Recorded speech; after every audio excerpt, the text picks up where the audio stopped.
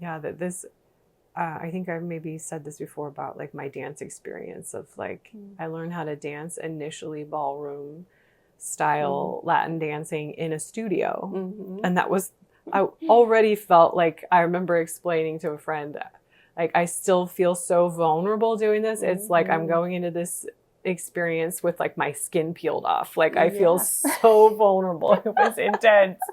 Oh, it was intense. But after time and experience there, I started to get comfortable and started to feel a little impatient even that it wasn't going fast enough. I wasn't learning enough of what I wanted to learn. And so that's when I started to venture into what my instructor literally called the wild, which is so interesting.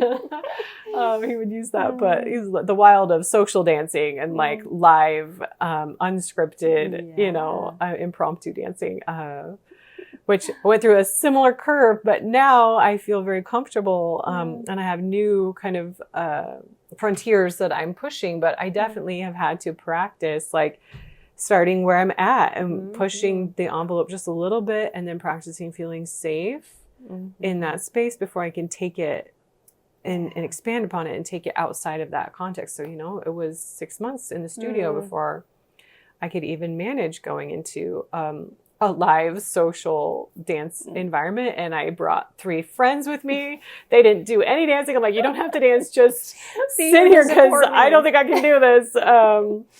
And I showed up with all the wrong clothes on, the wrong shoes. I was like nervous beyond all get out. One time I even like knocked some guy's glasses off with my elbow. I was like a mess, right? But like now, like I have like the heels and I have, you know, I know how to do several dances and I can sometimes be one of the couples in the room that other people are watching and coming up to later and be like, wow, you're so pretty to watch. I'm like, oh, 2 years ago, I was like the one on the sideline in all the wrong like street clothes, like, oh, they're so pretty. I'll never be like that, you know? Yeah. So it's totally that same kind of thing when we're looking at like any change in behavior or thought pattern or experience in relationship dynamics.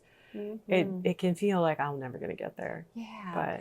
But you just described that arc that you were talking about earlier beautifully. So it's this idea of it's important enough to you that you want to keep doing it and you keep showing up for yourself and you're consistent and you keep taking the risks. And then you start to have this pinnacle experience where all of the work that you put in, not that you're going there for attention, but just being in your body and feeling safe there. And yeah, that's a really very impactful image to think about, you just being in your body and enjoying just doing what you're doing. Very much. And dance for me was very much about somatic healing for me. It was a way to reclaim a sense of safety in my body, but not just safety in movement, safety in being seen as an attractive woman, you know, having learned when I am seen too much, I am objectified and I can be violated when I'm objectified, you know? So a lot of women have that experience, I think,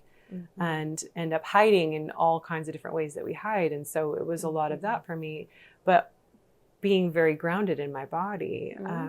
And it was definitely would bring things up and I would have to go process, you know, woo, I'm touching into my body now in ways I haven't inhabited my body like this for maybe ever, you know, maybe for the first time ever.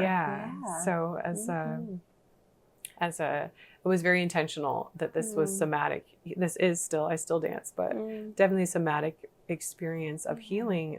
But yes, very much that like reattuning to myself